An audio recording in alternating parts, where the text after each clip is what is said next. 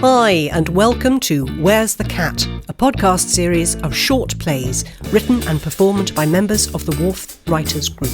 Each episode may make you smile, it may make you think, but they will certainly have you coming back for more. There's comedy, there's drama, and there's absurdist fantasy. Whatever your taste, there should be something here for you to enjoy. So, whether you're chilling on the patio or stuck in traffic, let us entertain you for a few minutes. Sit back, relax, and lose yourself in this episode. Boots in Belgravia by Rosalind Ambler.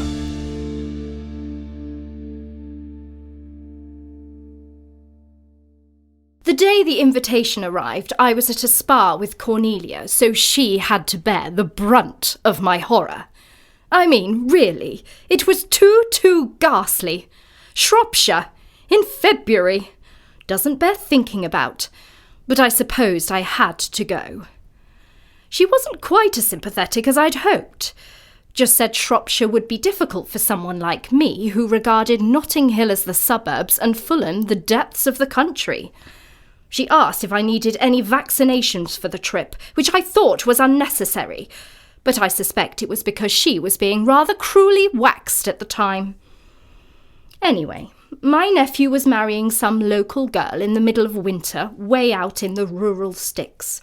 Everyone there would be tweedy and talking about turnips, but as both aunt and godmother, I was obliged to attend.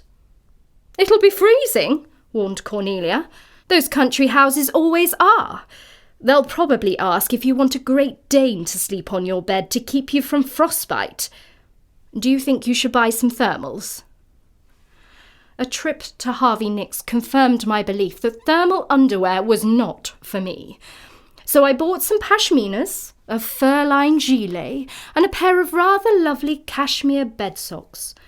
Then, as a gesture to country living, I bought some green Wellingtons. The sales assistant advised getting these in a larger size than usual to accommodate several pairs of warm socks. Oh, the beastliness of it all! Still, my dear sister was bound to expect me to tramp around some garden or walk across a field. What is the point of walking anywhere if there aren't any shops? I'm not ruining my Louboutins wading through a mire past a pigsty. Darling Laszlo flew in from Zurich last night. I went to enormous trouble over dinner, ordering it from a fabulous new deli just off Sloane Square. I slipped into an understated Victoria Beckham to greet him. Laszlo was hugely amused by my preparations for the rural idyll and demanded that I model my new purchases. With some reluctance, I kicked off my velvet kitten heels and climbed into the Hunters. And then the most remarkable thing happened. Laszlo, normally so decorously continentally formal and hard to fathom, became utterly masterful. "Walk," he ordered.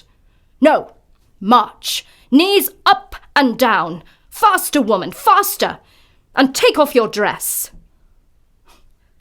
Well, the encounter that followed was, without doubt, the most thrilling I have ever had. It had never occurred to me how erotic it could be, having one's knees caressed by a Hungarian beard, while Laszlo nuzzled into the top of one and then the other Wellington.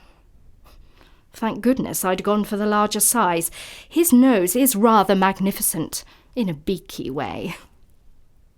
Even afterwards, when he had one arm around me, the other was draped across a discarded boot, and he kept fiddling with the strap.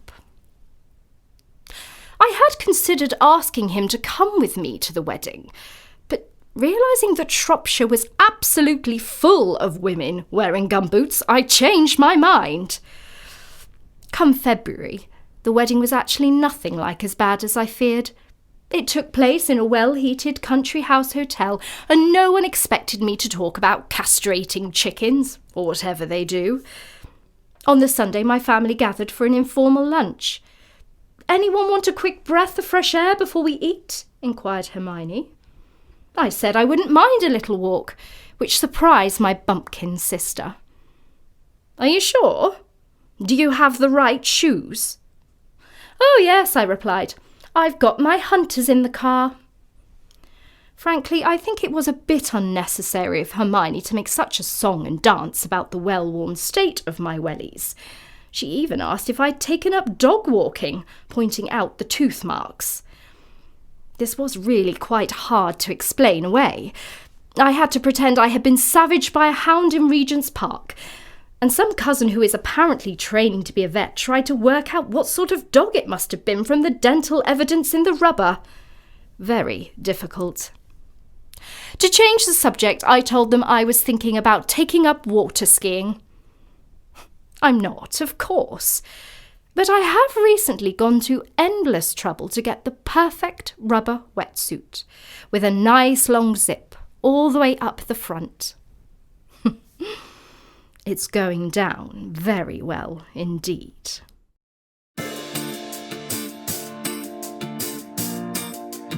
You have been listening to Boots in Belgravia by Rosalind Ambler. She was played by Ange Davis. This series is recorded in Devizes by Alex Brunsden at the Wharf Theatre and at New Park Studios. Production script by Paul Snook. Music, editing, sound design and production at LG Studios by Alex Brunsden. This has been a Where's the Cat production 2023 by the Wharf Writers Group. All copyrights are held by the authors. If you enjoyed this episode, why not subscribe and get notifications about new episodes wherever you get your podcasts. And thank you for listening.